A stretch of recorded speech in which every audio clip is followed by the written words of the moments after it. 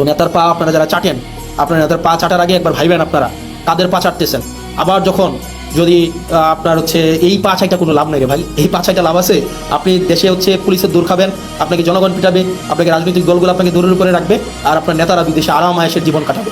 আপনি হচ্ছেন এদিকে হচ্ছে বুড়িগঙ্গার তীরে হচ্ছে জীবনযাপন করবেন, 200 টাকা ভাড়া বাসায় থাকবেন অন্ধকার গরমের মধ্যে, আর আপনার নেতা ট্যাম্পসের মধ্যে অথবা দুবাইয়ের হচ্ছে নদীর মধ্যে ইয়ট নিয়ে ঘুরে ঘুরে বেড়াবে এবং সেখানে হচ্ছে উনি জন্মদিন পালন করবেন। তো এই বিষয়গুলো একটু মাথায় রাখেন যে কার পিছনে যাচ্ছেন এবং হচ্ছে কাদের জন্য রাজনীতি করছেন। আর আপনারা যারা অনেকে আছে নেতার পা চাটে, নেতার পিছনে পিছনে নেতার পা চেটে জীবনটাকে ধ্বংস করে দিচ্ছেন। এই এখন নেতার পা চাটতেছেন, কিছুদিন পরে নেতার ছেলের পা চাটতে হবে।